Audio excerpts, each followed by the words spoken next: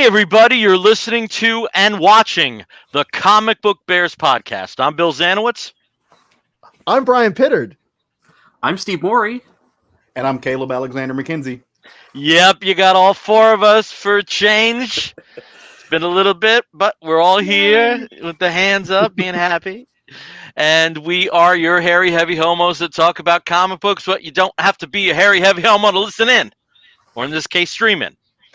And we are back to one of our old regular review shows. No specific specialized agenda like we've had on a few issues in the past few weeks. And a lot of that's because we have all four of us here together. So how you guys doing? Fantastic. That's good Great. to hear. That's great to hear. Since we did our last show, if you can believe this, I went to 2 concerts. Yeah. Can you believe that? Yeah. So Jill Sabuel last Thursday, and then on Tuesday night, there was a Bowie tribute locally, and that was a lot of fun to go to. And I don't think I've ever been happier to have cloud cover from the Oregon bootleg fires, but that definitely kept the sun away and provided for a very nice night. So You're getting that fortunate. all God, the way yeah. out there? 2 days. Yeah. Yep. It is. We're actually getting it on the East getting Coast. cloud cover. Yeah. So that's Wow. what that is. I was going to they had say, to- oh, go ahead. I was going to say they had to put out a smog warning in New York City because of that. Mhm. Because of the That smoke was and the all that. fires.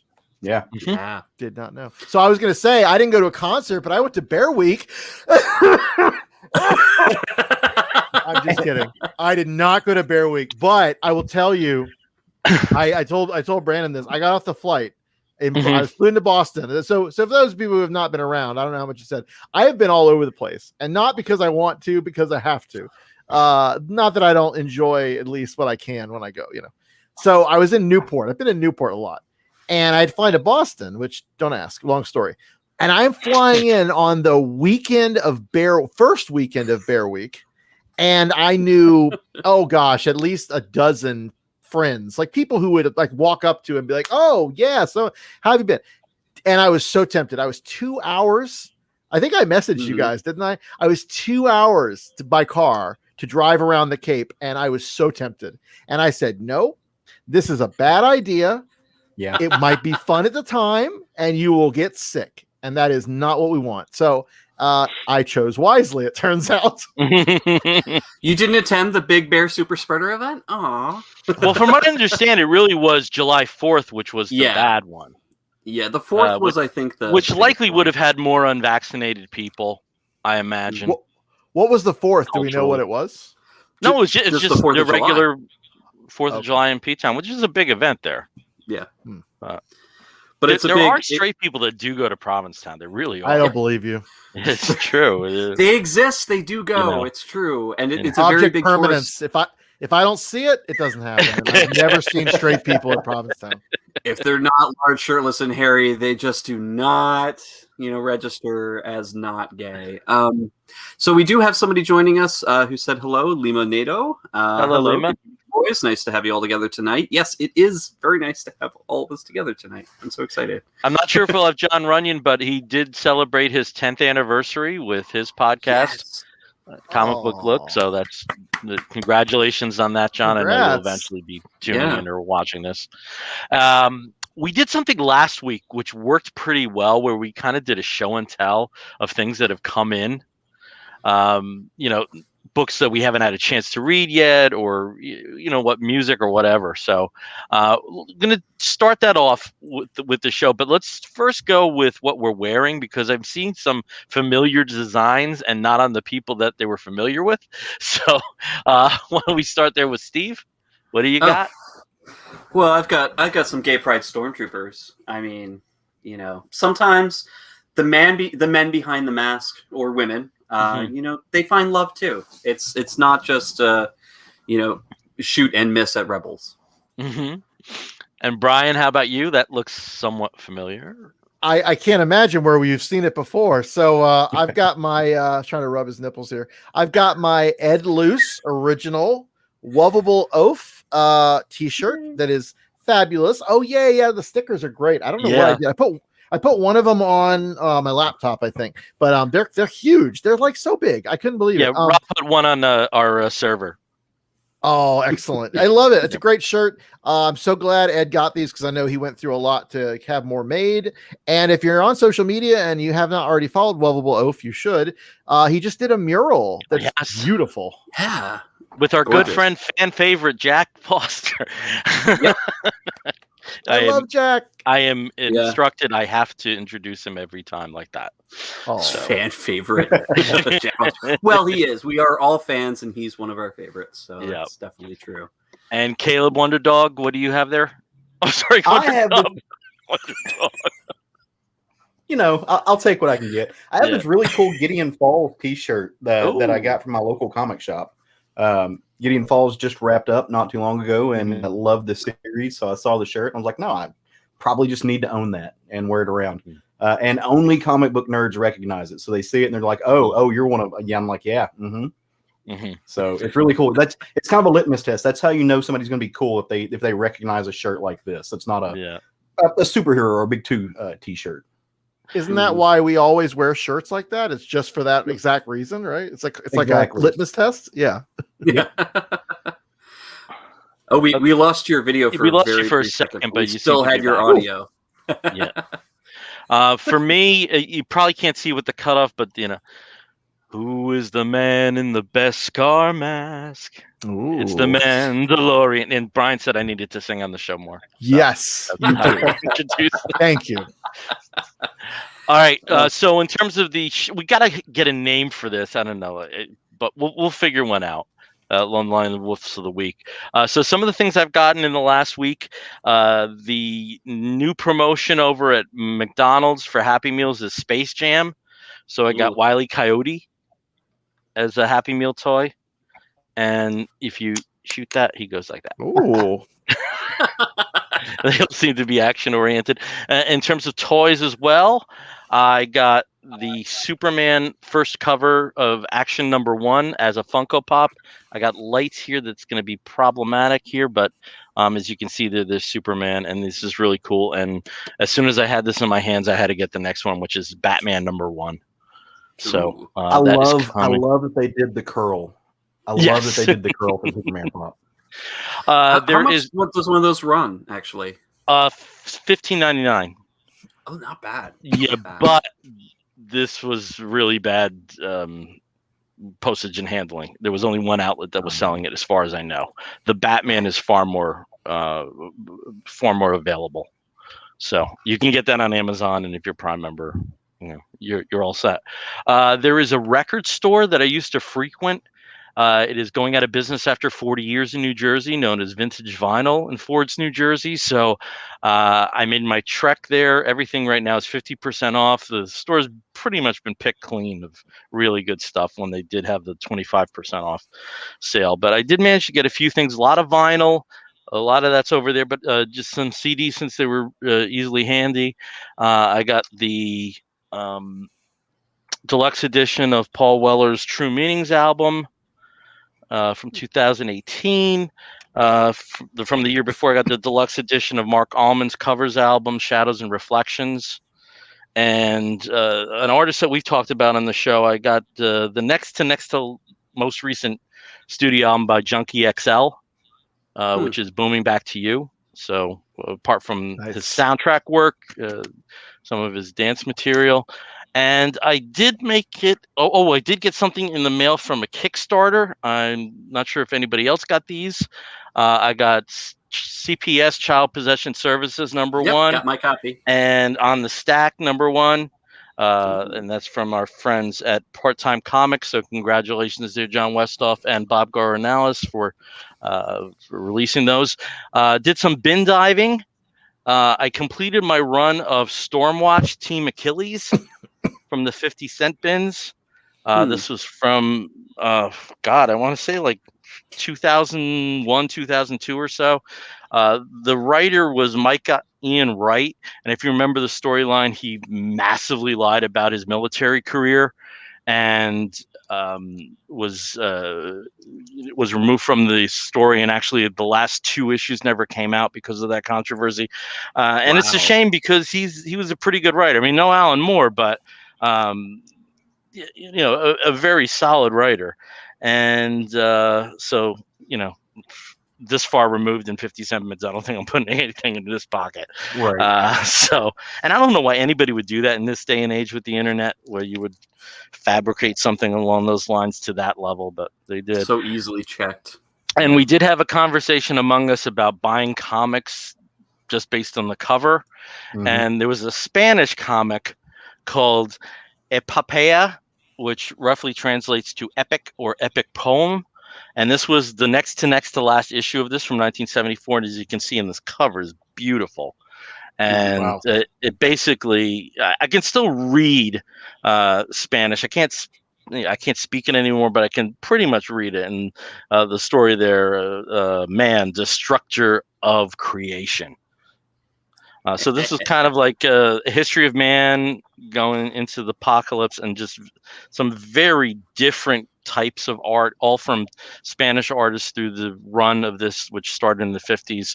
And I need to learn more about it because it seemed like a really interesting series. So that's some of the stuff I got over the last week. Just a few things. Yep. Just a few things. I did think of you, Bill. I went into a record store in Newport, and I got 2 Mike Oldfield, which if you know me at all, you know I am a Mike Oldfield fanatic. 2 of his vinyls. One was Hergest Ridge, which is amazing. I love that piece. And the other one, I got to go back and look at the title, but it's something I had that on CD.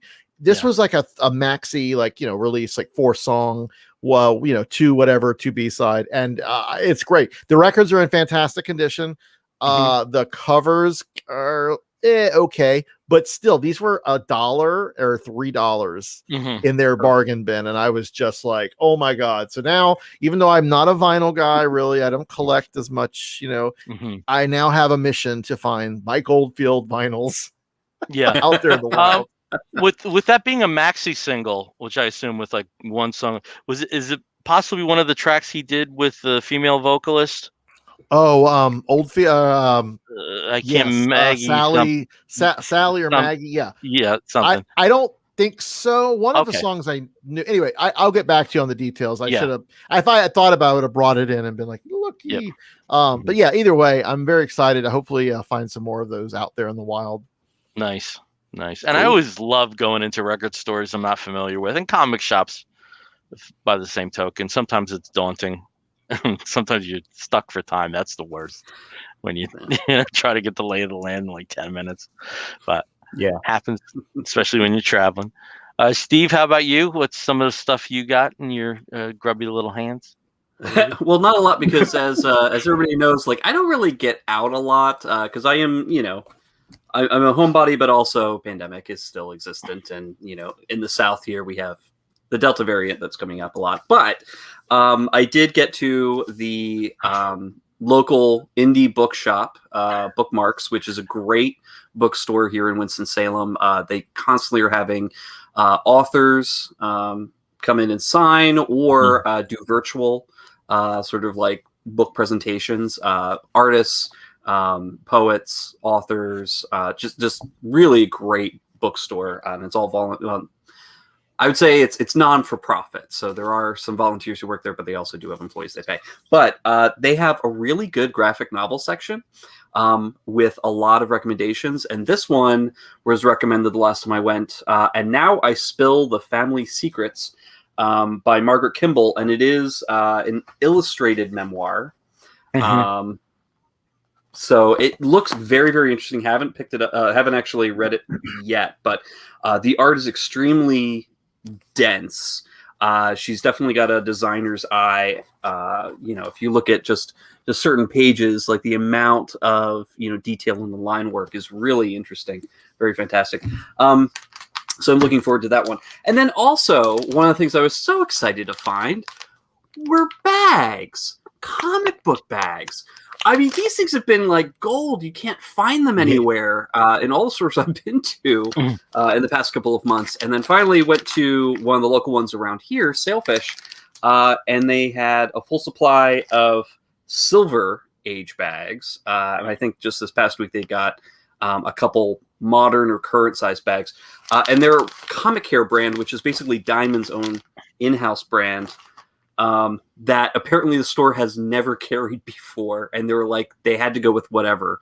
And they were able to find, stock with this that they were able to get from Diamond. But, my home store out in Charlotte, absolutely nothing. They have had no luck whatsoever. They normally carry I think it's a Southern Comic brand. And then, of course, this store here usually carries BCW. BCWs are really big in this area, but nothing. Heroes even had a shortage. Heroes aren't hard to find, which has their own brand, had a shortage of bags for quite some time. So I was excited. I've bought at least 3 or 4 packs of these just to have them, and I've already filled most of them up. So, I've been waiting for a while. Okay. Get back into my stuff. Caleb, I think I did detect when Steve was talking about the Delta variant, you almost had a face like, dude, hold my beer. So for anybody who doesn't know, I'm in the middle of Arkansas, and right now Arkansas and Missouri are the epicenter of everything. And it's I'll get back to being fun and happy, Caleb, here in just a second, but it's bad here. It's really bad. So if you're in the area and you haven't been vaccinated, go get vaccinated. People, not only are people dying because there are no hospital beds left, they are literally shipping people out of the state to find hospital beds. There's none left.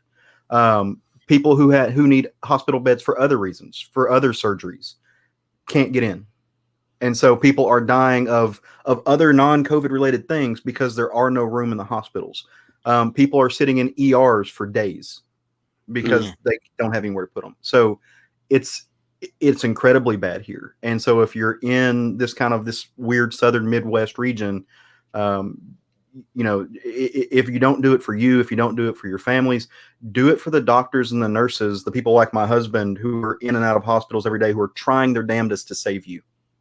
Yeah. Do it for them, because I have to worry about him every day. Yeah. If you don't mind me asking, just tying into some of the volunteer work you do, what have some of the vaccination issues been related to the Unhomed? So the unsheltered community. So a lot of the problems is still misinformation and disinformation. These are not people who are, for the most part, have access to the latest knowledge, and some of my unsheltered friends are some of the smartest people I know in a lot of areas, but they're also not a lot of trusting people. So there's reasons that they don't trust these things, and the disinformation is hard. Now we have been able to partner with groups that have gone around with us to do the one shot. There are several shelters in Little Rock that have done really good jobs of getting people vaccinated when they come to the shelters and serving as rallying points for that. And the state actually has partnered with the state hospital, and they have a place where people who are unsheltered can actually come to and stay inside to quarantine. So I'll give him a shout out. My good friend Sedley Tomlinson, who I've been friends with over a decade, is the director of that program, and he's doing wonderful, wonderful work. And flat out, a little bit of family business out there. I've got an uncle who is in that program right now. So it's one of those things that very much touches home. But it's like with all things, when you're dealing with folks who are unsheltered, you give 100 different folks, and they'll have 100 different personalities and 100 different things. So it really does depend on the individual. But we have programs, and we are getting people out there. But the very nature of the experience of homelessness, it's very isolating. And this is the only time that I've ever been able to say that's a good thing. Yeah. So because folks are staying in their camps, they are staying in their spots, and they are not getting out and around in crowds of people. We have been very lucky in that we have not had a major outbreak among the unsheltered people, and we've been able to find the ones that have gotten contracted the virus and get them help. The van, the organization that I volunteer for, and then the rest of the organizations around Little Rock, they've been very good about that. So a lot of really good people doing a lot of really hard work, just out of love. So Yeah. so shout out to all of those, Jericho Way, Intransitive, Lucy's Place, all of them. Just phenomenal work, guys. Yeah, I had to ask that because even though I'm such a huge news junkie, I've seen zero reporting about this issue in the press. Yeah. Okay. All right. Let's turn on fun, Caleb.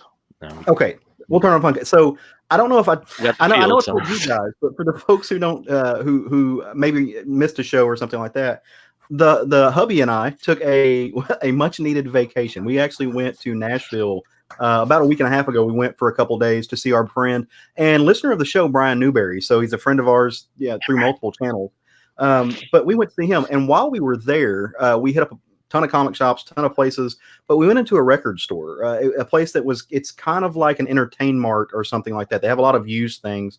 And before this, I owned exactly one vinyl. So apparently this is going to turn into like the vinyl minute, because all three of us getting up. This is the one vinyl I own, and I had it not because of the excellent music. And this is the Guardians of the Galaxy Volume 1 vinyl for the folks at home. Or who are listening to the actual podcast, but it's Guardians of the Galaxy. So a friend of mine bought that for me way back in the day. We were looking at some of the vinyl, and I'm tuned into music, so I've known, everything that gets made has vinyl. But Raj and I were talking, and I don't think either of us, especially him, really realized what all is out there on vinyl and how it's not all just music from the 70s. So he looks at me and he says those beautiful words that I've been waiting to hear for I don't know how long. Let's get a turntable. And I mean, just like the heavens opened up. So since then, we have been on a tear. We have some Lady Gaga now. I'm going to try to do this with the lights on. Weird. We have some Sam Smith. We have some Alabama Shakes. Sturgill Simpson. Shout out to my friend Flippa who sent that to me. Mm-hmm. We have got some. This one I love. Chris Cornell, No One Sings Like You Do Anymore. I adore that album, and I miss Chris Cornell basically daily. Ed Sheeran, because Raj is a big fan. The Lumineers, because I'm a fan. More Sam Smith, because Roger is a mega fan. Some Tyler, the Creator. And then last but not least, one of my all-time favorite bands ever, and one of my all-time favorite albums ever, the Cult Sonic Temple 30th Anniversary 2-disc edition. Has everything, even has the Edie Chow Baby acoustic version that they did on the album. I got this in 2 days ago, and I've listened to it 5 times since then. Awesome. As much as I love the Cult Sonic Temple album, I've got to get more, right, because it doesn't have my favorite Cult song on it, and so I've got to fix that. It doesn't have "Here Comes the Rain," which is I have a compulsion whenever it is raining here in Arkansas, and I walk outside. If I see it raining, I'm compelled. I have to get on my phone and I play "Here Comes the Rain."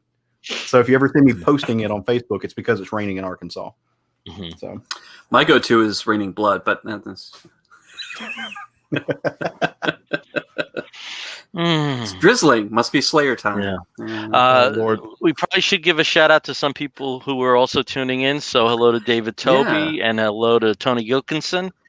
Yeah, David Toby says full ensemble cast and makes a little comment, "What's on my hairy chest?" You know what froze over? Yeah. Good title. Good title for the segment.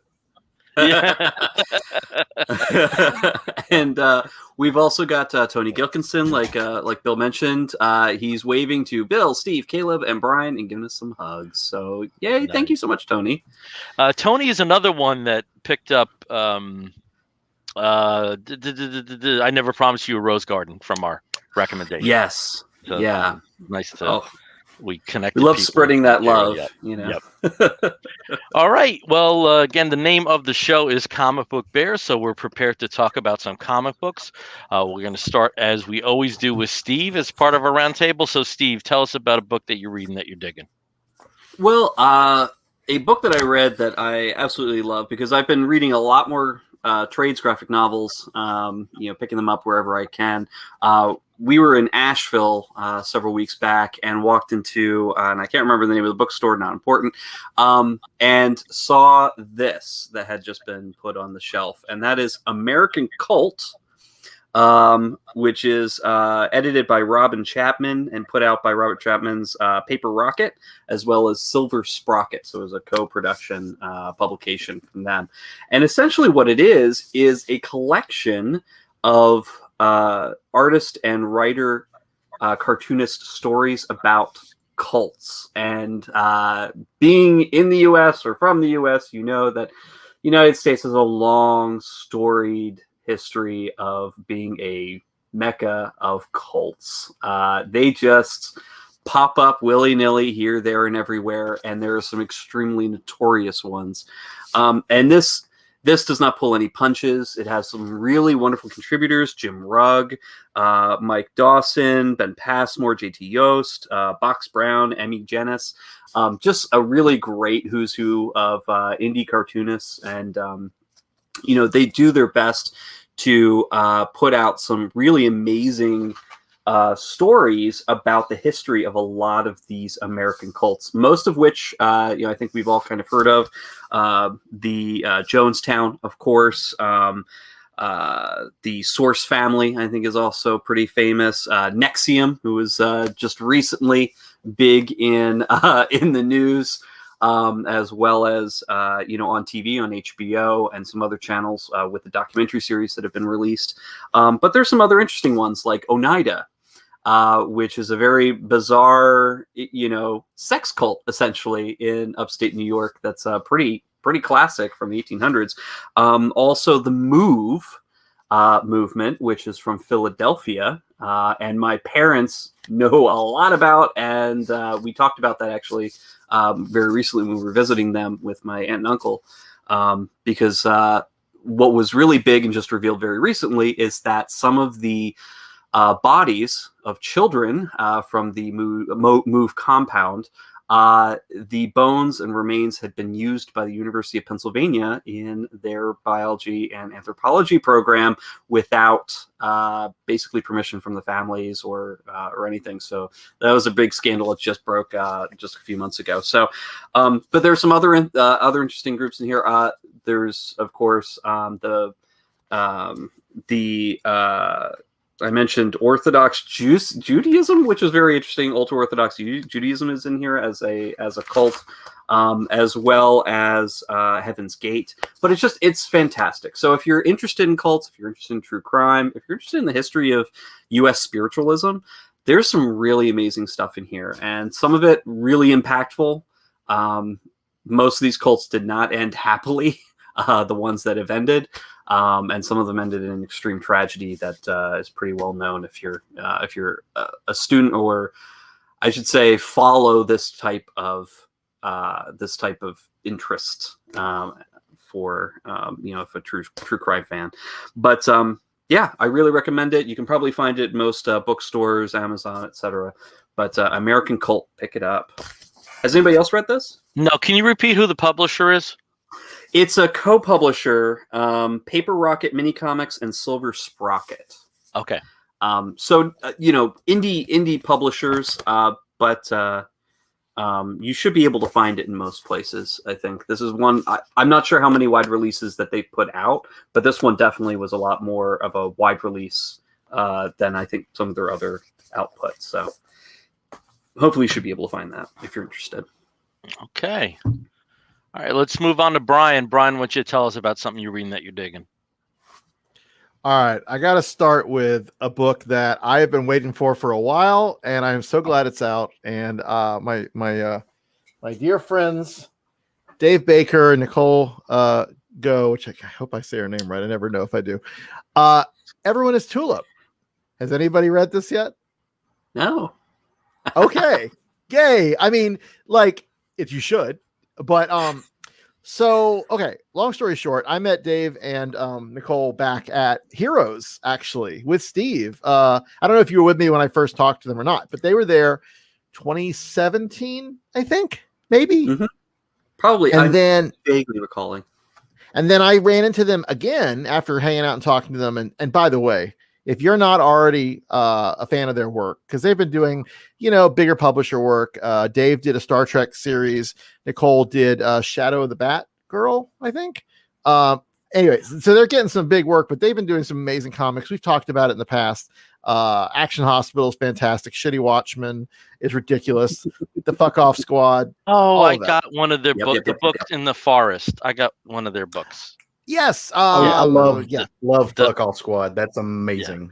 Yeah, it's all. I should have worn that shirt. I have in the past, but I'll have to get that back in rotation. Anyway, so they did this book. They actually created this idea like years ago. They were out in Europe to go to Thought Bubble and kind of, go around to some other places. And they're like really obsessed with this idea that fiction, whatever art is sort of like a time capsule, and it sort of captures like that thought that in the zeitgeist or in your own head or whatever at that time, and it just sort of is there to talk to the future. And that sort of informed and started this idea that germinated into this Everyone is Tulip, which I don't want to give a lot away, except to say that it's a trade. So it's just one and done, very, very relatively quick story. But oh my God, Nicole's artwork, by the way, she is amazing. She's so talented. I love her stuff.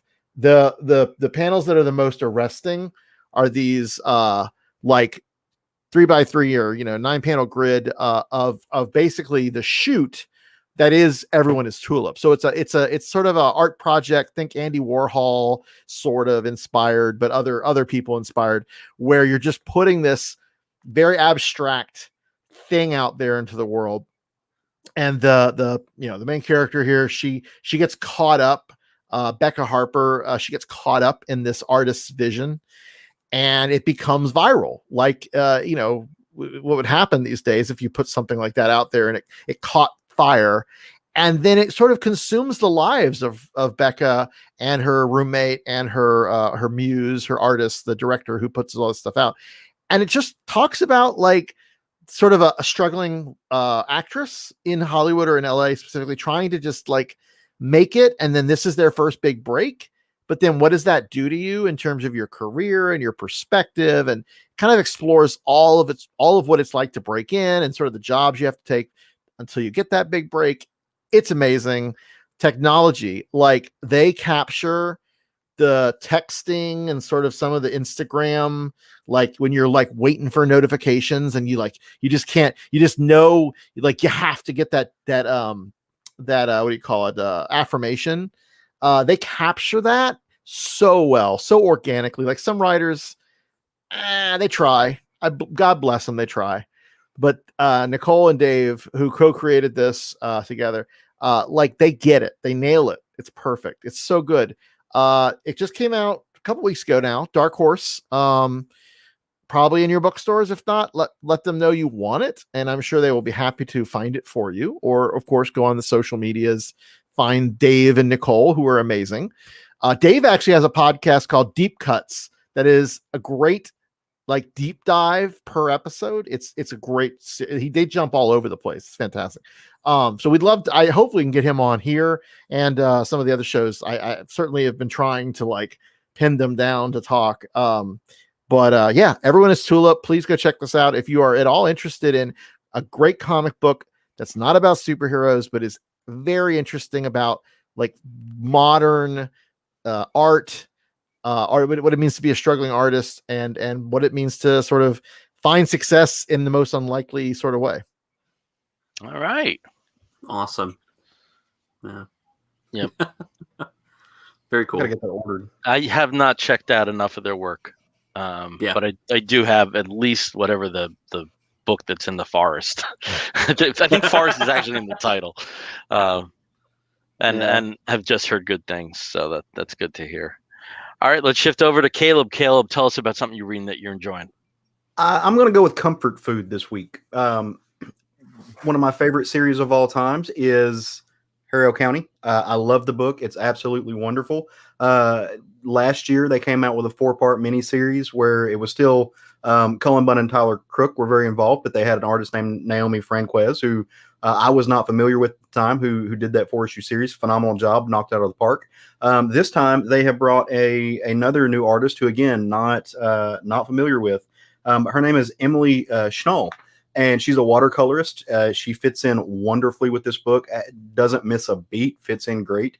Like the last story, this book kind of focuses on the future of Harrow County after Emmy has left. She has gone away, and they've done a really good job of trapping the spirit and the loss that that the people that she loved had after she was gone. Specifically, her best friend in the world, who was kind of a hedge witch. It did a lot of work to make Harrow County forget Emmy because they didn't want Hester Beck to come around. And so, without spoiling anything, because this book just came out this past week, a couple days ago, they're going on a journey to look for a haint that was kind of a fan favorite of the series. I think you all might remember her, Priscilla, little gremlin goblin little creature. So they're Bernice and Bernice's girlfriend are going to go look for them in the Goblin Kingdom.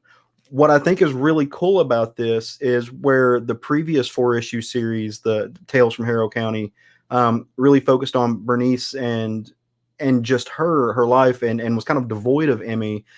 This actually, the memory of Emmy plays a lot into the plot of this book. Like they're bringing that character back a little bit and reminding you of who she was and what she did and why she was so important to Harrow County. But for a book like this that is it's very rural. It uses I grew up hearing about things like haints, so it uses this very Southern Gothic horror trope, but it's blending in to have this this young African American woman who's an adult now, who is also a lesbian, who is using hedge witch stuff, which it's a mix between Creole kind of voodoo and just Southernisms. These things, you put iron around your house, things that we think of as just being kind of historical folklore, turns it into magic in this, and I think that's excellent. So again, the Harrow County holds a special place in my heart. I've got the first library edition sitting on my shelf. The second library edition is impossible to find right now. If anybody has it or wants to get rid of a copy, let me know of it, or the third one. I'd love to get it from you, but I just can't find it anywhere. But I've got all the actual issues upstairs somewhere. So Dark Horse Studios, again, did an amazing job. And I'll just, because it doesn't spoil anything, this is the art. This is what you're getting. So if you're a fan of the watercolor, like I am, and how that fluidity of the art plays into a book like this, that's about magic and folklore and the South and these relationships that are themselves fluid, really great book. So don't hesitate to go grab this. It's lots of fun. Okay. Cool. Yeah, Cool. I need to catch up on my Harrow County. I have not read the end of the original series or Tales of, and I kind of been putting everything off until I can finish the original Harrow County, like the full run, and then I'll move on to Tales, and then I'll move on to this. I have to read it in order. I can't No, you skip should. around or you should, because especially before you read it, like you can, but you can't touch Tales without knowing how Emmy wrapped things up and how like the legend of Hester Beck was put to rest, so to speak. So yeah. Okay. Well, it looks like we have a rarity here, and it's 4 for 4 in the first round, not talking about superhero books. So I'm going to be talking about the first issue of Claire and the Dragons, and this is from the Scout Comics offshoot imprint Scoot, which is their all ages imprint that is headed up by our good friend Rich Rivera from Stabby Bunny. And Claire and the Dragons is written and drawn by Wander Antunes. Wander is very interesting reading about it. This is not a young. He's middle aged, and I believe he started comics much later in life too. But he's a Brazilian artist and He's a Brazilian artist, and this is a story of an unspecified land and a time that's unspecified as well. But that adds to its charm. And in this land where fairies and dragons and all sorts of mystical and mythic and magic things happen, the dragons have disappeared after an attack from the humans. The humans fought back, and they are led by the tribe leader Lontor. And we almost immediately go into the future in time, and Lontor is in a cave, and though he's still respected, he's considered a kook by most. And he does have a young friend named Claire, and Claire defends his reputation. She defends him physically when there are other children that wish to enter the caves where Lontor is staying. And it's and Claire's about 10, 11 years old, and it's through that action, through her protection of Lontor, that she ends up in a situation where she runs far away. And when she runs far away, she runs to another land, and the land is a situation where she immediately sees that there's no children. And the reason that there's no children is because its children are sacrificed to dragons in this land.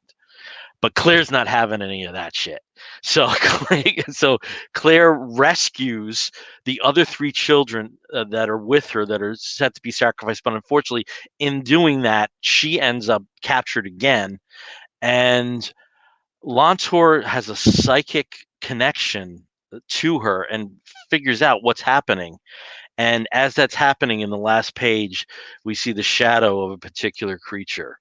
And now, is it there to rescue Claire, or does it have another purpose? We don't know yet. But a very, very charming all ages book. My only criticisms for it being an all ages book is I thought it was a bit dense in parts, if that's your target audience. And also, there's some inconsistent lettering. It almost felt like a scanslation. If you've ever read manga through those lens. But apart from that, a lot of charm, a definite talent in him. I just love the landscapes that he provides. That's the land that she comes to run into in later on in the book. So we don't know who this is yet. I assume it's one of them.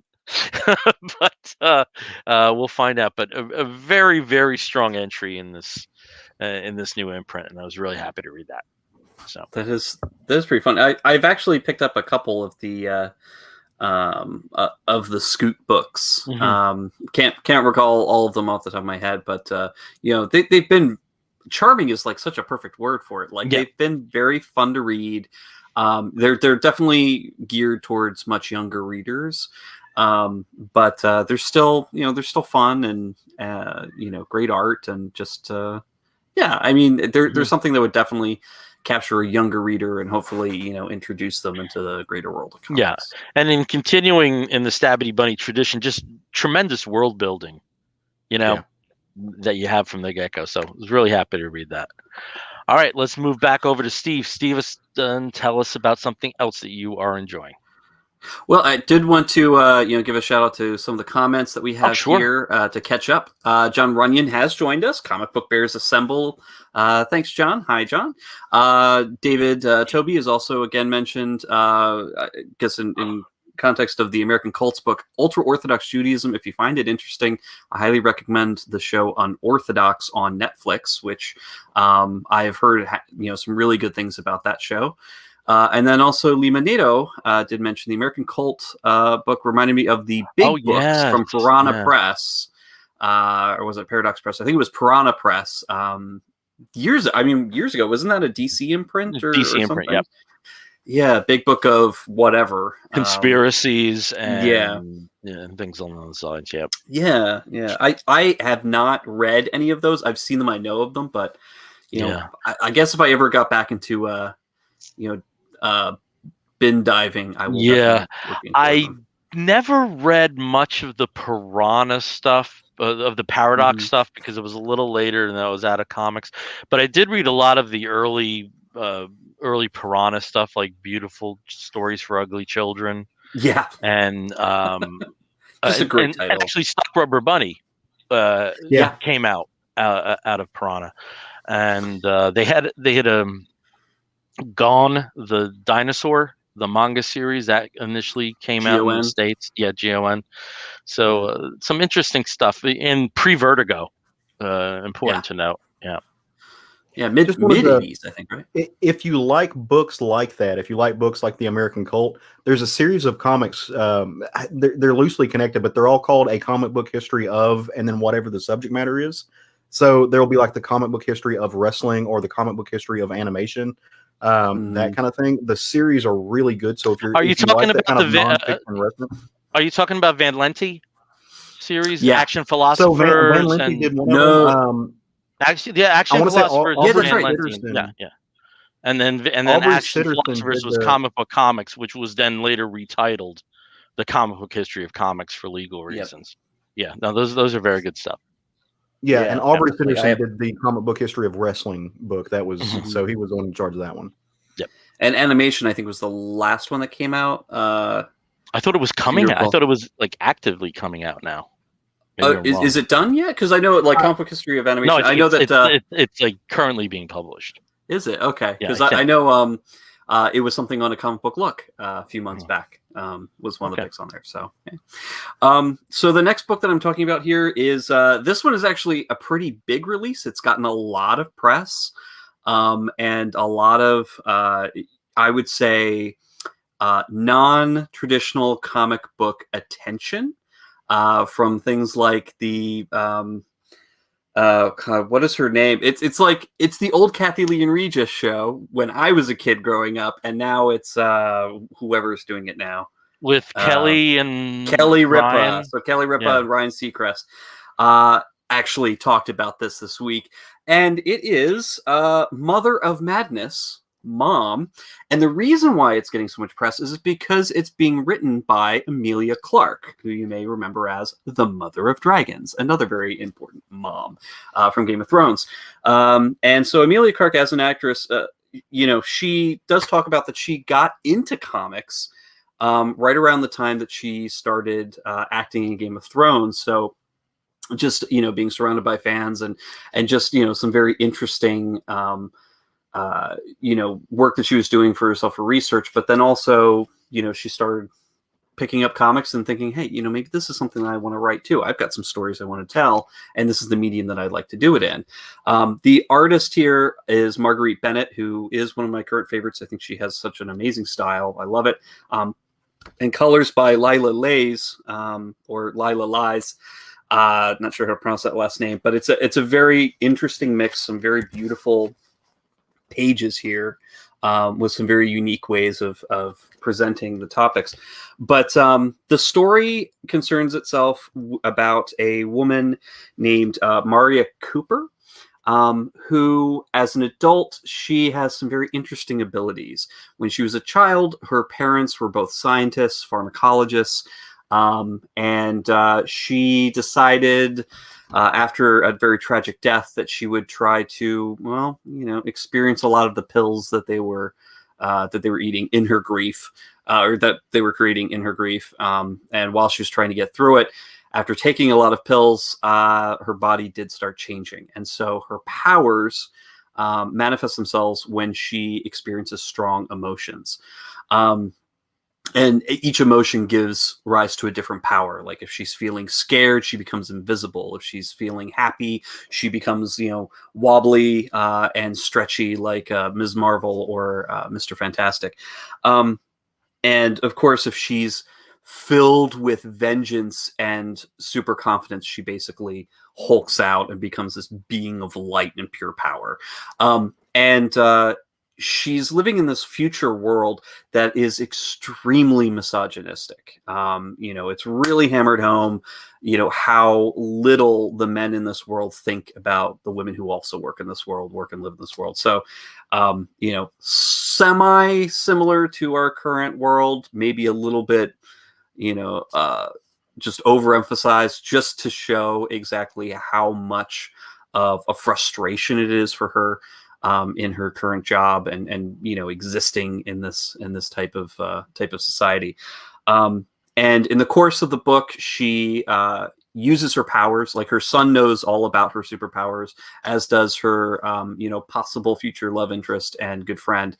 And after she gets off work, she goes and tries to patrol, ends up attempting to save a woman that she sees is in need of help, and stumbles onto what potentially could be some other people with possible abilities as well, and some puppet master manipulating things behind the scenes.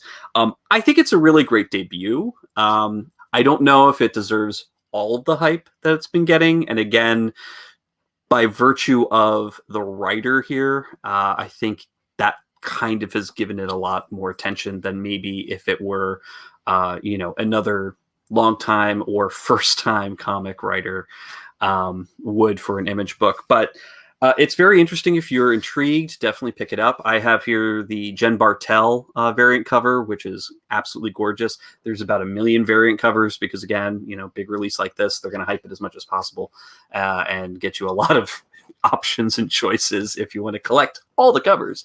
But yeah, MOM, Mother of Madness by Amelia Clark and Margaret Bennett. I don't know. Did anybody else pick this up, or am I the only one? No. I've got it. I just haven't gotten to it yet. It's down on my list of comics to read. Yeah. And David did mention here that Bennett is also a co-writer, and Lila Lights is the artist in this case. So that's interesting. I only knew Marguerite Bennett as a writer. No, she's done some. She's done some artwork as well. Really? I thought so. Yeah. Or maybe I'm confusing her with another Marguerite, because there's I thought she was principally a writer. What other Marguerite am I thinking of? Someone write in the notes. Who is the Marguerite that I'm thinking of? From Animosity to Bombshells. I just really only know her as a writer. She's an attorney too, Caleb. Oh, is she? Okay. Marguerite, I didn't know that. Marguerite Sauvage. Okay. Marguerite Sauvage is who I'm thinking of as the artist. That's it.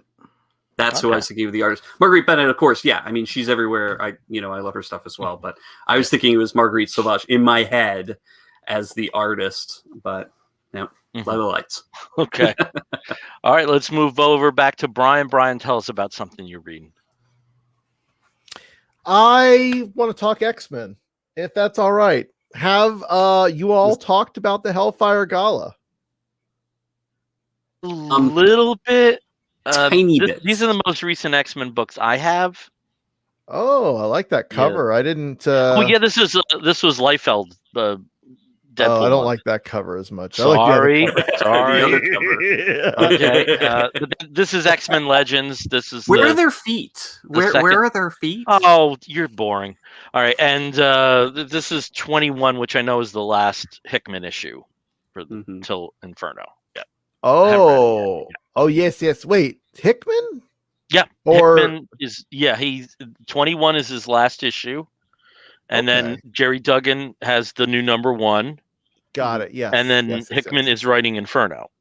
Yeah. Okay, cool. I just want to make sure I didn't know if there were 2 X-Men books. I was like, I read all of those, and cool. So we did talk about Mars, or did we? Because I don't want to repeat if we've already hashed this out. We haven't talked about Hellfire in detail. We can put it that way. So if you're not following the X books right now, and if you are, you probably are caught up. You can just listen along and nod or yell at us.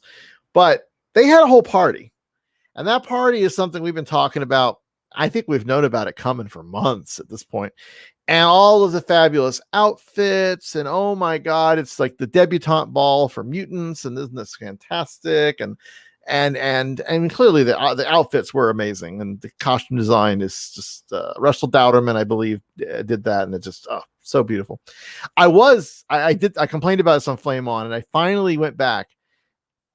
Colossus, one of our favorites of all of the costumes, of all of the outfits, right?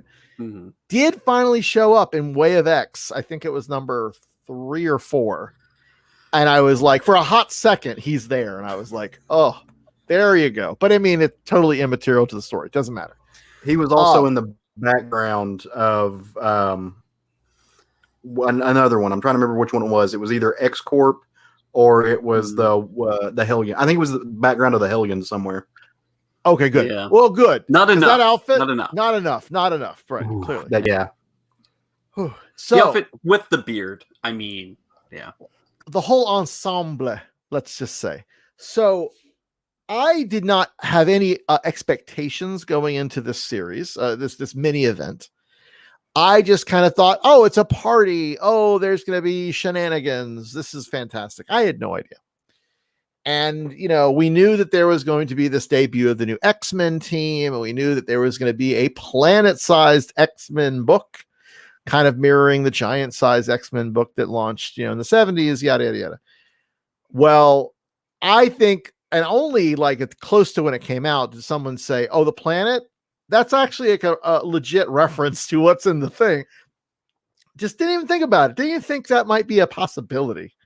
But to catch you up, the moment that transformed in that gala, the sort of Rashomon non-linear story that they were telling of that evening. It's not really Rashomon, but the idea that they were jumping around the different books, so you kind of saw the before and then the after and then sort of in between, was the terraforming of Mars, and terraforming specifically for the Araco mutants who had largely been brought over from the parallel pocket universe thing that they were in, and we're kind of just like, hey, what are we gonna do? What's our place here? And then clearly mutants are like, like the normal quote unquote Earth mutants, whatever. They were like, oh, well, yeah, we should figure out a place for you. So they make a place in Mars. And like, that's cool. Like, whatever, comics, big ideas, crazy. But like the way it all fit together, the science using X-Men's power, the X-Men and mutants' powers together, like Hickman paved the way for this. And I'm sure other writers previous. I don't give Hickman all the credit, though, I will give him most of the credit. And I know Hickman wasn't the first writer to come up with mutants colonizing Mars. That was I think Claremont, maybe. I think I read a piece where the idea was put out there a while ago.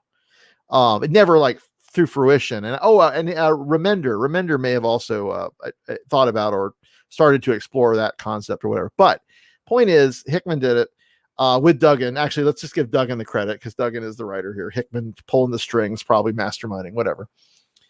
But it's amazing. It was a great issue. Full of action, fun. There is a panel in there. I shared this on social media. It's got Jamie Braddock having just birthed, literally, a space station. And he's laying there and all sweaty. And he's like, well, someone owes me supper. I cackled. I don't cackle often. People probably say I cackle more than I do, or that I realize. But like I flat out just love that moment, that beat. There's so much interesting sexuality in these books, in these X books lately. The gala shenanigans, some of the things that happen, the pride story, and not that that's explicitly sexual, but just the sexuality, I should say. And then Way of X. If you're not reading Way of X, man, you're missing out on some really fun Cy Spurrier. Is that who does Way of X? Let me double check that. But yeah, I think it's Cy. Yeah. Like he is getting to play with the toys in some dirty, fun, crazy ways that I love. And he's got Nightcrawler, one of the more, I won't say chaste, but certainly having Nightcrawler sort of be this man of faith, this mutant, he gets to sort of get drunk, like totally wasted. He's going around checking out the X orgies on Krakoa. Like, it's crazy. It's a crazy ride. Dr. Nemesis is there with like spore, like mushrooms growing out of his brain. Cause of course, Legion flat out with the Zorn trio or the Zorn duo. They flat out like obliterate a whole room of mutants, including Professor Xavier, so that they have to be reborn because they stumbled on something that they didn't want them to. Like, What? It's crazy. It's crazy stuff in happening in Way of X. So if you're not reading Way of X, man, you're missing out. But all of the books for the Hellfire Sword, which Al Ewing, I believe, is doing, great sci-fi goodness.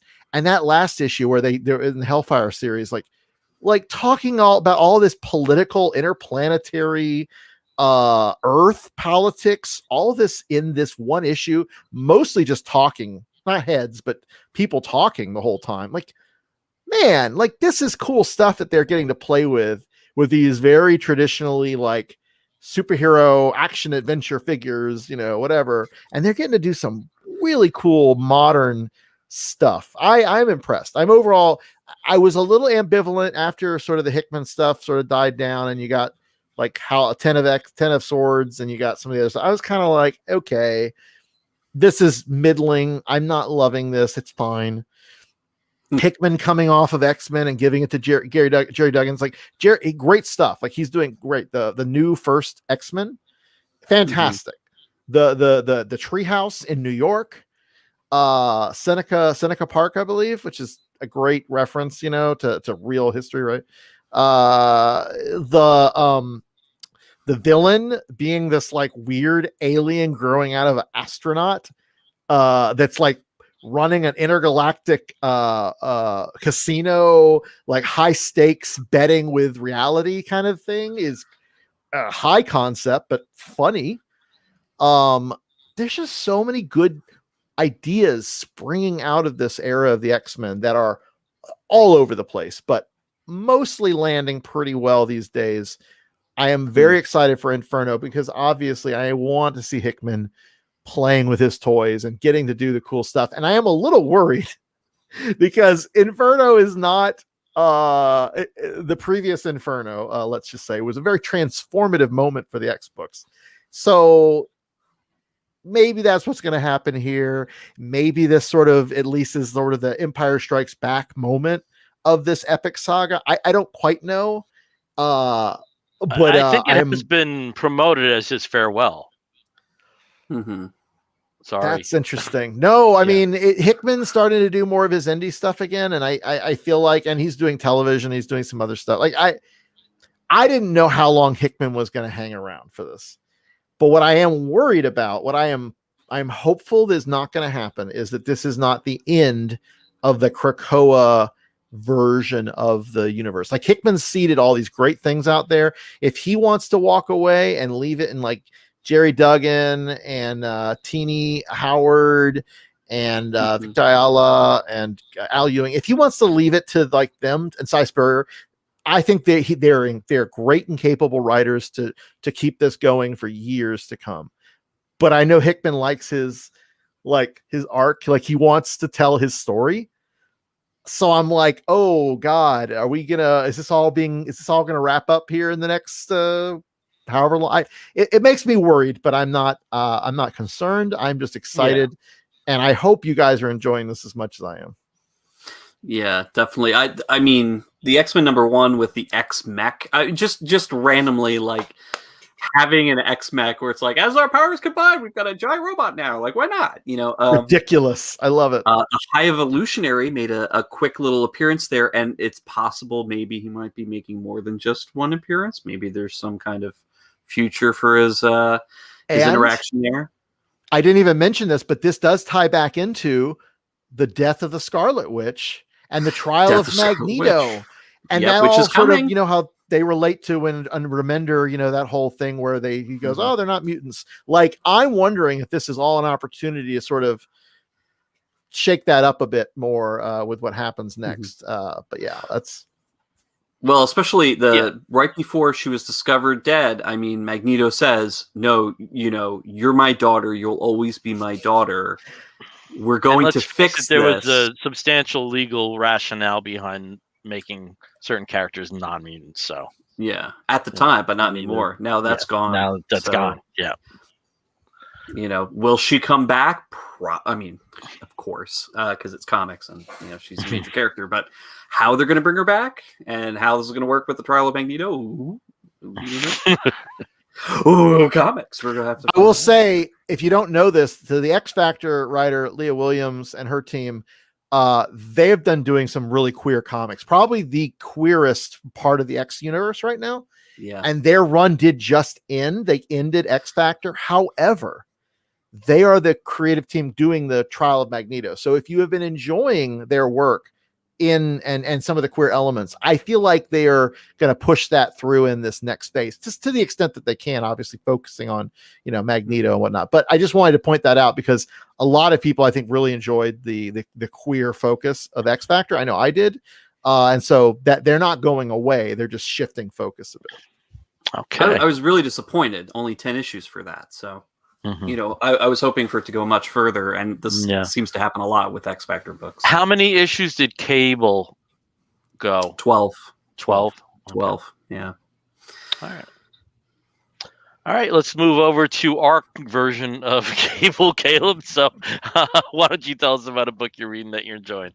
Well, I'm rooting for the X-Men, but they need to start being nicer to my Wanda, or I'm gonna lose my patience with them, because I'm Team Wanda all the way on this. So just be nice to my girl.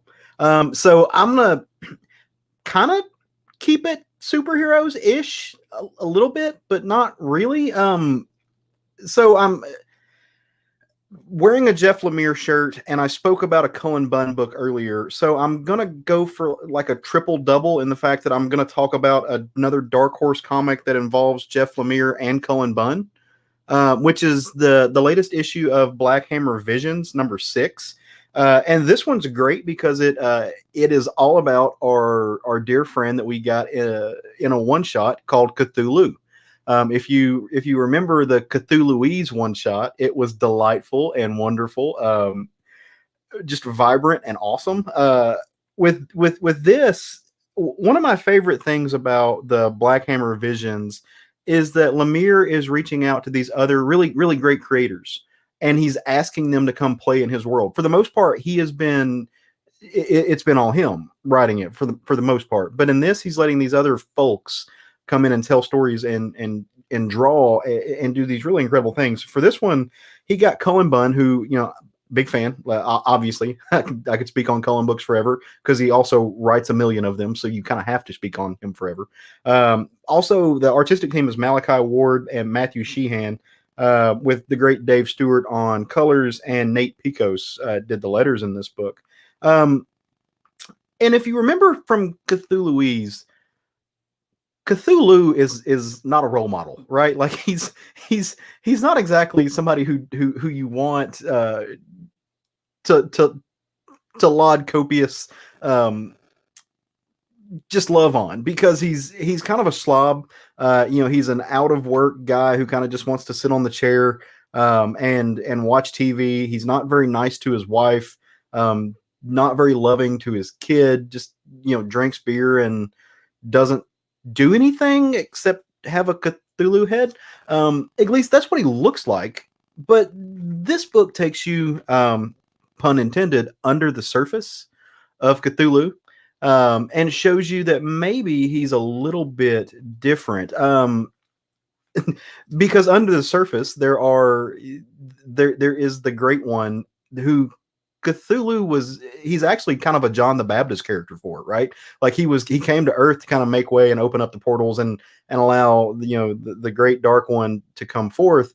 Except Cthulhu really doesn't want that to happen. It's just kind of like, no, that sounds like bad and like work, and I do have a wife and a kid, and so that just that doesn't sound fun. Like he's kind of a bad dude and he smells weird. So he through most of this story, the Great One, the Shoggoths and all that fun stuff, they have another being on Earth who's literally a rat, who is running around and trying to figure out why and where this portal is going to open, why Cthulhu's not doing his job, because the stars are aligning, right? Like it's that moment. It's the first time in the millennia. It's ripe, and they've got to open the portals and let the old gods come over. And so they have created this machine underneath the depths of the city. Nice green goo, icky, sticky Cthulhu monsters, all this fun stuff, all being led by a rat that comes to kind of like shake his finger at Cthulhu to say, hey, you haven't been doing this, and we've got to go. So, like I said, Cthulhu's not interested in this. He's not interested in the end of the world. He doesn't want to lose his things. He's a little bit tired of his home life, but it's whatever. Drinking beer on the couch is better than the wailing and gnashing of teeth. So he takes steps to prevent that from happening in the most Cthulhu kind of way. And I, like I said, just came out this past week, so I don't want to spoil anything, but it was incredibly fun. I love Malachi Ward's art. He's got this really cool, almost animation style art. It's hard to really explain. There's this really funny moment. He's also a music fan, and so is Cullen Bunn, because the Rat has kind of gotten this punk rock element to be his minions, and the can't help but crack up. The Ramones are the ones who are helping him try to open the portal.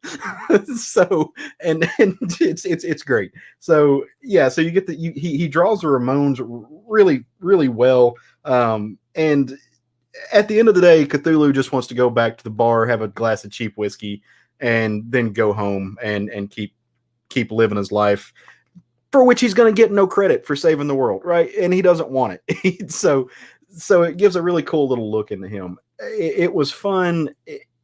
If you like the expanded universe that Jeff Lemire has created, which I do. I love that it's not just the Black Hammer characters, that you've got people like Skulldigger and Skeleton Boy.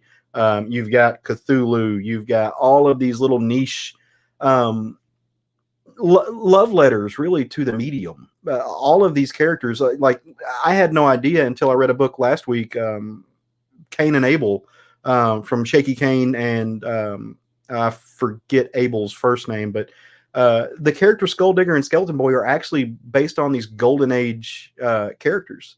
I had no idea. I always thought it was just his love letter to Frank Miller, kind of this Batman Robin-esque type theme. No, it is that, but it's also just a love letter to Golden Age comics. It is incredible, his mind. So your love of Hickman is what you love with that is this, I have those same emotions, same feelings for what Jeff Lemire has crafted with this insane universe of Black Hammer. So go do some homework, get caught up on it. Yeah, I would just have to interject that I do think that the celebration of what Jeff Lemire is providing there does go beyond the Golden Age. And, for sure, yeah. Certainly Barbalian is, Silver Age as fuck. Yeah. And some of the things that celebrates, and also the nature of the team itself being the Justice League. I have a tiny little Black Hammer pile here with Reborn and the Visions issues that I have had out. Steve graciously found a copy of Visions #1 for me, which was impossible to find after the first week. So I certainly appreciate that. And the book that you're talking about, Cale, will be in my next DCBS box. And, even though Visions, let me do that again for the audio. Visions was a Black Hammer series that you didn't have to binge because of the different creators and the different characters. That's just going to end up how I'm going to approach it. So yeah, I love. There isn't anything Black Hammer that's come out yet that I haven't loved. It's so good. Yeah, they're amazing. I wanted to mention Jerry Smith, who's joined us as well. Also, need to pick it up. I just finished the Barbalian and Colonel Weird trade paperbacks. Yeah. It has been an awesome universe, and yes, Jerry, definitely. I think we're all kind of in the same mind that it's been pretty fantastic. And I didn't think out of all of those that I would get the most sentimental over the Colonel Weird. That was Cosmogog. That was an incredibly moving series. That and Barbalian both gut punches. Like I had the little like single tear down the cheek moment on both of those books, and Tyler Crook's art and Colonel Weird is I do know that one of the planned miniseries is this universe's version of the Teen Titans, and apparently Lemire was waiting for a particular artist to become available.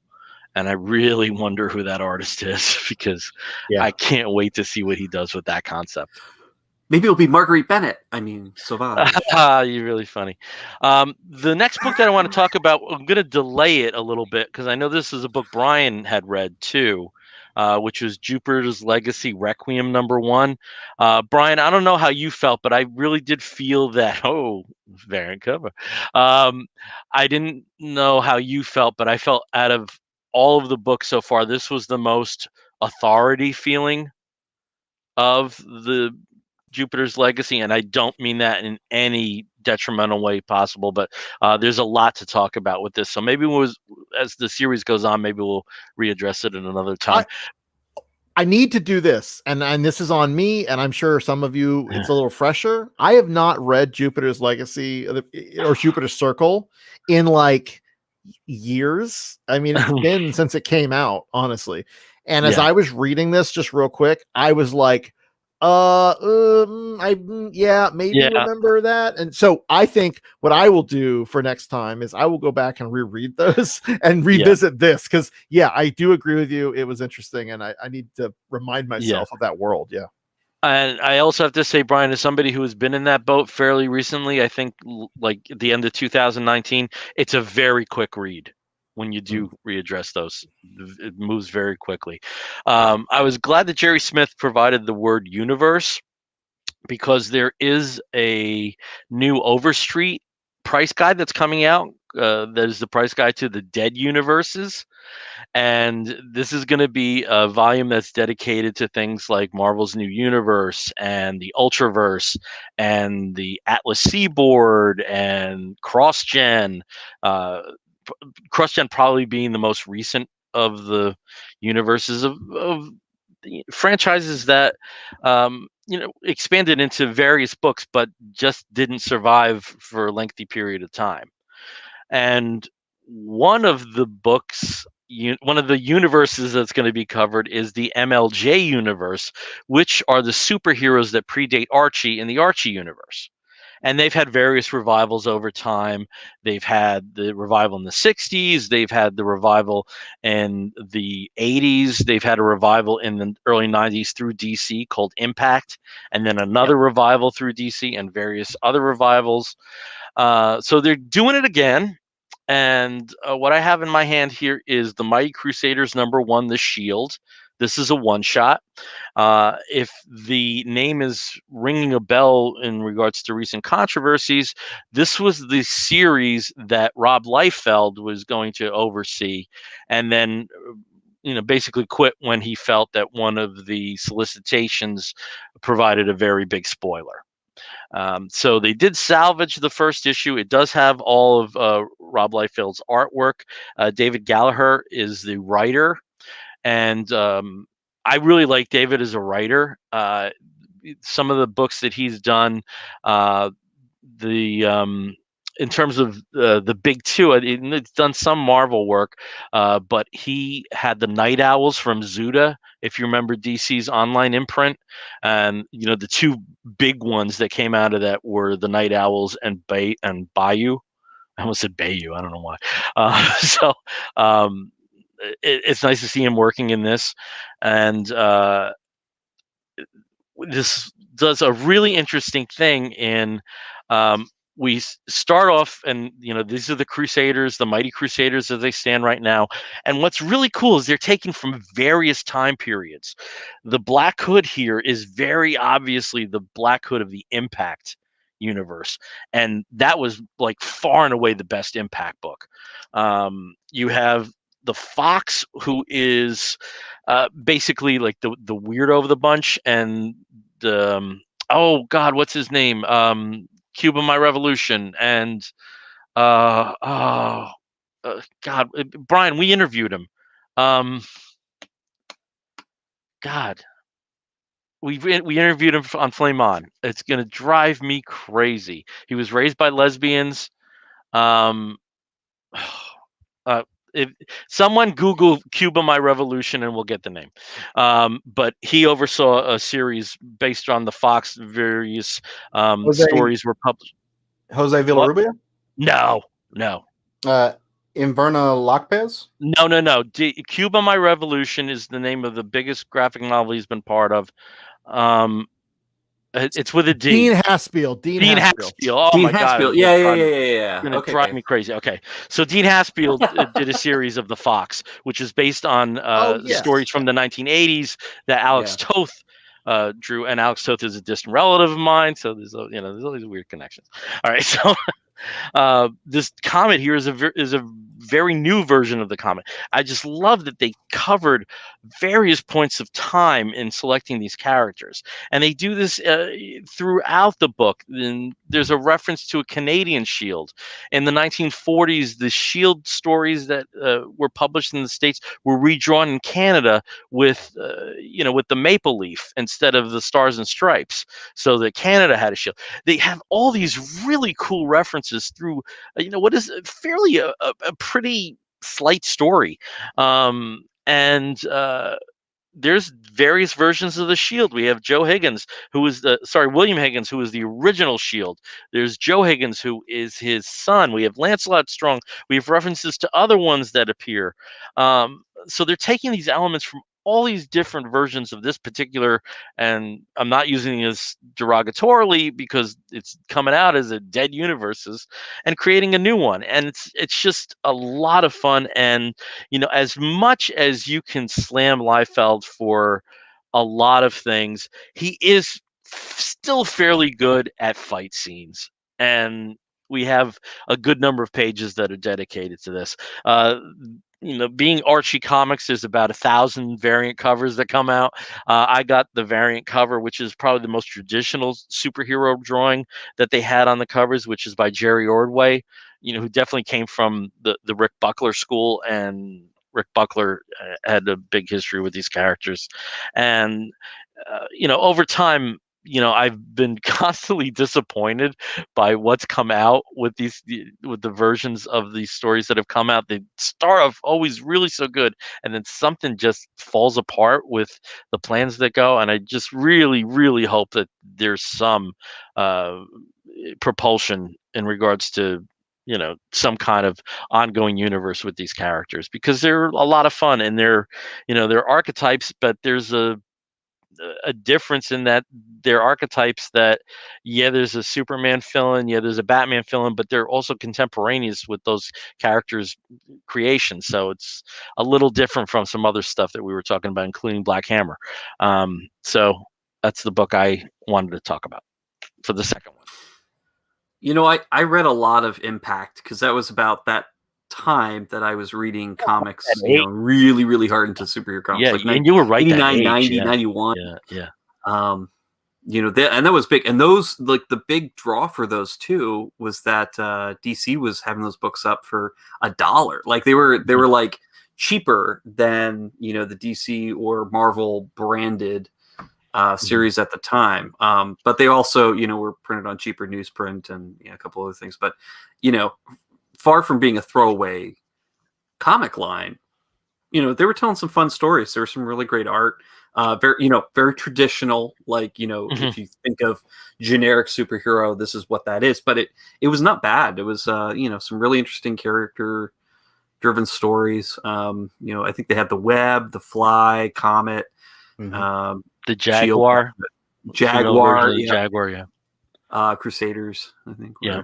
Crusaders was a little sad because it just had constant upheavals.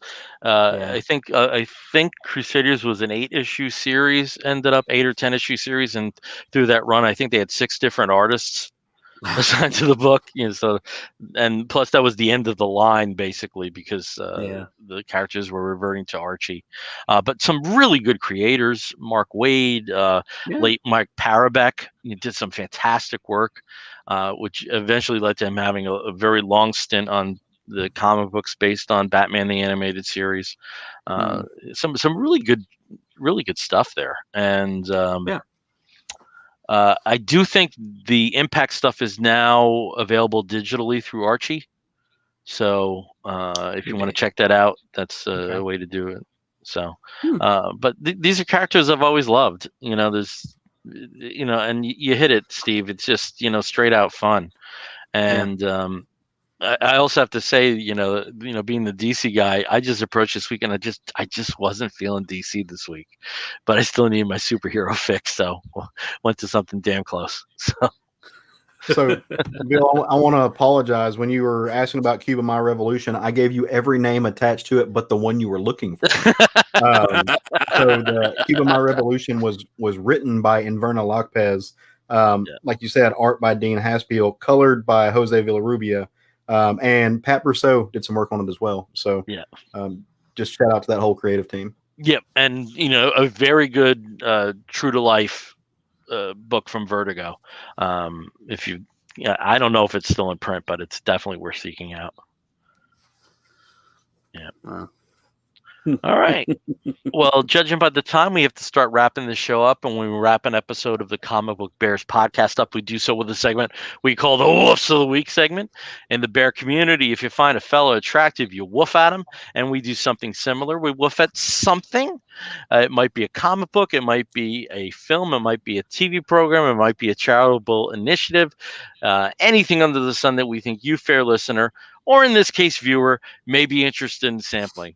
I'll start as I always do with Steve. Steve, what is your Woof of the Week?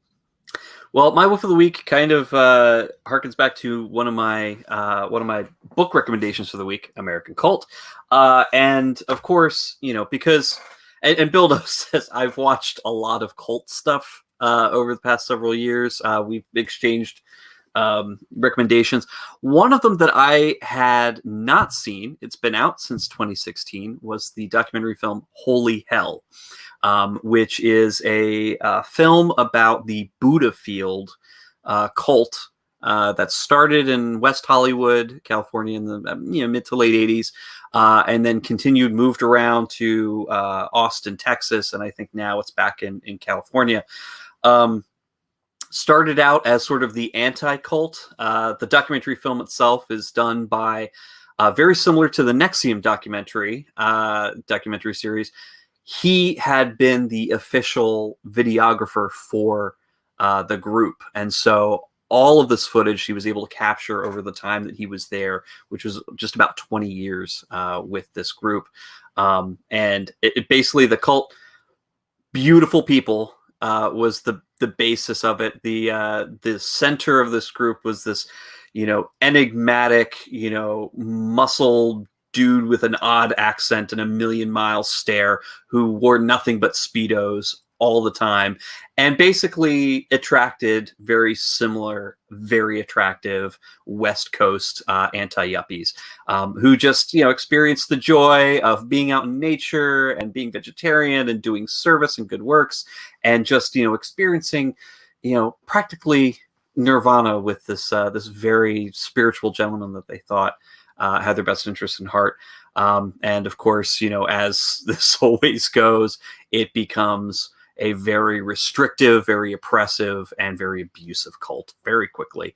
And by the end, the allegations come out: sexual abuse, manipulation, brainwashing, etc. And interestingly enough, at the time that the film came out, the cult still existed. So the gentleman was still kind of, leading young, attractive people around. But it was getting increasingly hard because, people age over time, and he was trying very, very hard to latch onto his very bizarre body. But anyway, it's very interesting. Holy Hell, 2016, kind of close to the subject matter because, of course, the filmmaker was a cultist, but very recommended if you're interested in subjects. Okay, cool. Steve, I kind of feel like being a murderino is something you kind of come out to nowadays. Doesn't it feel it a little bit? I don't know. Like, yeah, I'm a murderino. Yeah, I guess. You don't know this about me, but and I think this is something that Steve and Brian, I can't speak for Caleb, we potentially may be excited next week because supposedly we are going to get an extended Vow Season 2 trailer out. So keep your prayers going there, because that's the inside word. Because I can't wait for that, which supposedly will be mostly based around the trial. Oh yeah. Yeah. I mean, it has to be, right? And they've got good interviews that they've lined up already. Have you? I mean, that's exciting. But have you been keeping up with the Fair Game? I'm sure you have. I've been keeping up with Fair Game, and I've also been keeping up with A Little Bit Culty, which is the podcast with Nippy and Sarah. Nippy. Nippy. Yeah. Nippy is check so that out. articulate, and I want to be his friend. I really do. I just think he's such a cool guy. Yeah. But I have been keeping up with Fair Game, absolutely. And the fact she's that been they're on a tear these last few weeks, that Leah. Oh my God. The fact that they are deep diving on some of these topics that is like all about the innards of Scientology and L. Ron Hubbard's life. Oh, it's been so good. So good. And it's interesting because I think they're almost at the point where they could be repeating subjects and they haven't gone there yet. There's still a lot of stuff to mine. It's been good. All right. Let's go over to Brian. Brian, tell us about your Wolf of the Week. So sort of in a, I won't say similar vein, but in this idea that like ideas can infect you and sort of transform your brain in a bad way. There's a documentary that came out not long ago called Into a Glitch in the Matrix. It's by Rodney Asher, who did Room 237, and which is like a deep dive on Kubrick and The Shining specifically. Yeah. So this is a weird deep dive. It sort of starts with a Philip K. Dick speech he gave. I think it was in Russia. It was about his idea that the universe was a simulation, basically, that we weren't in a real reality. We were sort of in a contrived reality and blah, blah, blah. And it goes from that and it talks to like real people out in the world who believe this. I don't know how they found them, but they're whatever. And it kind of weaves back and forth to the sort of the Dick, Philip K. Dick speech. If you're not familiar with Philip K. Dick wrote Do Answers Dream of Electric Sheep, A Scanner Darkly, Man in the High Castle. He's been very influential in science fiction and pop culture through his science fiction. But it goes into some dark places, specifically the ideas that might cause someone to fall into the trench coat mafia world and then shoot up a high school or kill their parents. And when, like it goes into some weird dark places, but overall lets just these people talk about their theory that the universe is a simulation, or that at least our reality is not as straightforward as we might expect and experience. Do you know what I mean? And I've long been a fan of this theory. I joke often that this is like true. Like I believe that the universe is sort of a simulation at some level, that, whatever, like it's sort of it's like a fun idea to play with, but there are parts of me that are like convinced that it's true. And so seeing people or hearing people, and they do this thing where they like take interviews over like Zoom or whatever, but then they dress everybody up in this weird like CG thing to make them like not recognizable, instead of just disguising their voice or whatever. They transform them. It's an interesting documentary that I've not seen anything quite like. And I'm, again, being a fan of Dick's writing and his sort of mental breakdown or mental transformation, if you will, late in his career that spawned this. It's all really nicely put together. And just sort of meditates on that. It doesn't go anywhere as far as like, oh, revelation, we are in a simulation. It's not like that straightforward. It's sort of just a tone poem around that idea where it just sort of discusses it and talks about it. But it is a very good overview and sort of deep dive into the theories of that. And it's on Hulu, I believe. Yeah, Hulu, I think. Yeah. Have you guys watched it yet? Not yet. Oh Not man. yet. I have a hard time with sort of like semi-conspiratorial type documentaries, because they always go down in a way where some of them skirt that line of whether they're presenting the subjects kind of in a mocking way, or either that or they take them too seriously. And it's very hard to get right with a lot of these types of documentaries. Yeah, I do have to say, after QAnon, let's make conspiracy theories fun again.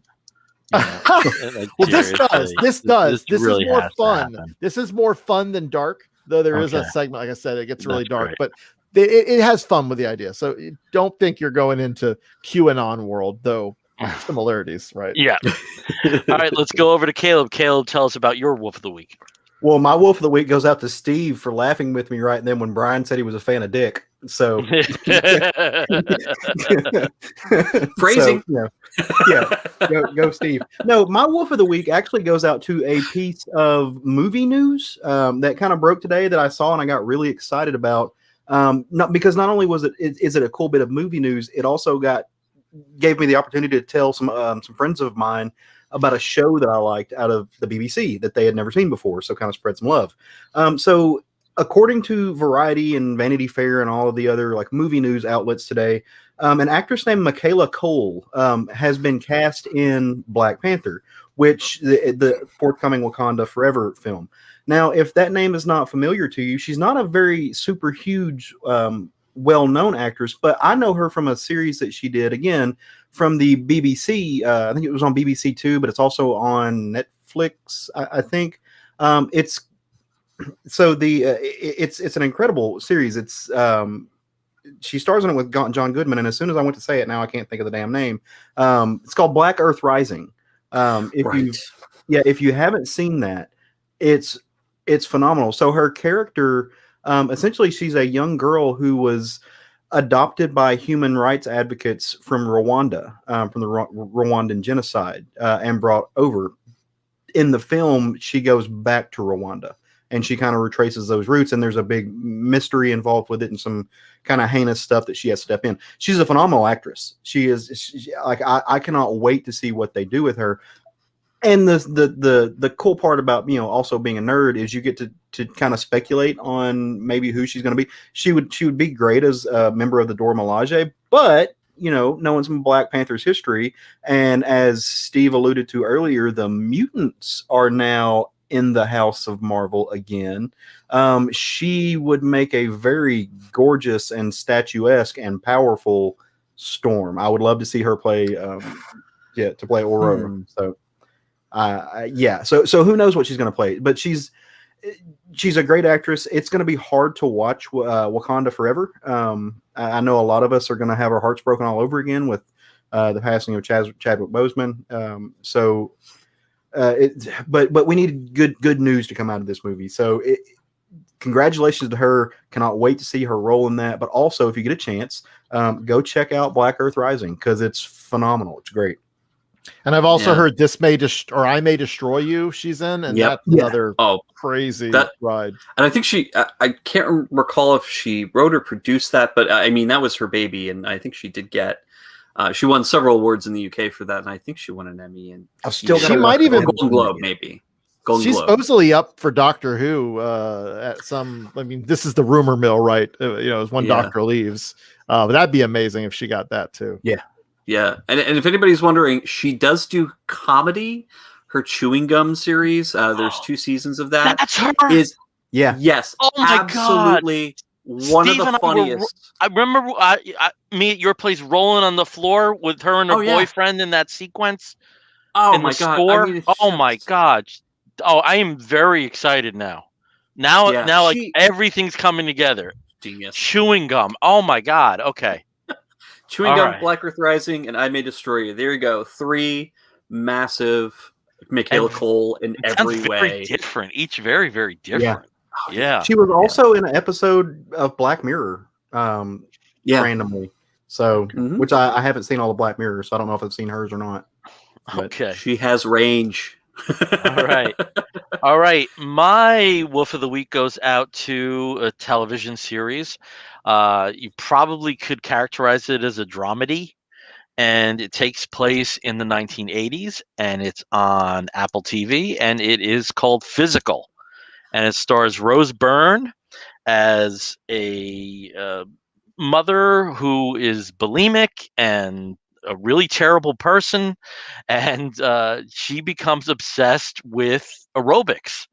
And what we have brief flash forwards of her in 1988, but the gist of the story, the core of the story takes place in 1981, and there's voiceover, and so her innermost thoughts and feelings, and she truly is a terrible person. There aren't any indications, apart from some moments of kindness here and there, that that there's that there's a decent person in there, and she's surrounded by some other pretty shitty people too. So that's that's an interesting development there, where she's not the bad apple of the bunch. It's takes place in San Diego, and again, we're talking about 1981, and it's the advent of the aerobics craze.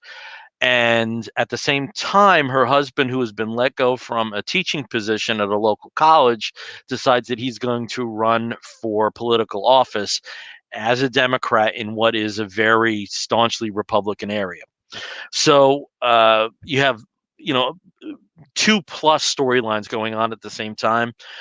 Very, very good cast. I have a massive crush on Della Saba, who is playing Bunny, the owner of the aerobic studio. We have a very major revelation about her in episode 7. I believe there's going to be like 12 episodes coming out. They're all about, just over half an hour.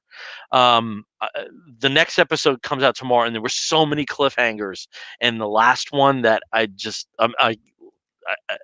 it's to the point where like I'm half thinking about staying up till midnight so that I can just see it to get it over with. But I can understand if you watch the show that you don't want to spend time with people that are this vapid and this terrible. But there is a reward, I have to say. I am truly transfixed. I have to know where this goes. They're getting the 80s right. They're getting surfers right. They're getting so much correct. Mall culture, for somebody that's, and I formed, effectively. So it's on Apple TV, and it's called Physical. And Rose Byrne, to me, I mean, she's a revelation. I've never seen her this strong as an actress. And I know Steve watched the first episode, and it's no secret about the bulimia and anorexia being a factor in the storyline. And there's some sequences that are incredibly difficult to watch. But that's powerful television. So that's my Wolf of the Week, Physical. Yeah. Steve, have you gone farther or just haven't gotten the chance yet? I have not had a chance. That first episode, I know I want to give it more of a chance, but that first episode was pretty tough. And it wasn't so much the, how they presented her bulimia, but just her thought process was so extremely hard, because I've known so people self-centered who are like that. And even self-destructive in that way. Absolutely. Where it's just, you just kind of like, it's just getting like punched in the face with, not just that she's a terrible person, but also has done terrible things to herself. And that you have these brief flash forwards to 7 years later, and just wondering how we get to there from there. It's just, it's really captivated me. I'm really into it. Okay. Oh, we're gonna wrap. Yeah, do you want to say anything else? Somebody had something else to say? No, guess not. Okay, then I'll wrap it up. Vaccinated. Oh yeah, yes, yeah. Get vaccinated. Don't be a chump. At a basic level. All right. So again, we are the Comic Book Bears podcast. You can find us on the Twitter and the Tumblr and the Instagram as Comic Book Bears. You can find us on the Facebook as Comic Book Bears Podcast. If you want to listen to us, you can do so by downloading us through iTunes, listening to us through Stitcher Radio, and catching us on various other podcatching platforms. And if you want to write to us, please do so by sending an email to comicbookbears@gmail.com. Until next time, I'm Bill Zanowitz. I'm Brian Pittard. I'm Steve Morey. And I'm Caleb Alexander McKenzie. You're going to hear Wolff and an explosion. We'll be back real soon. Take care, everyone. Bye. Bye.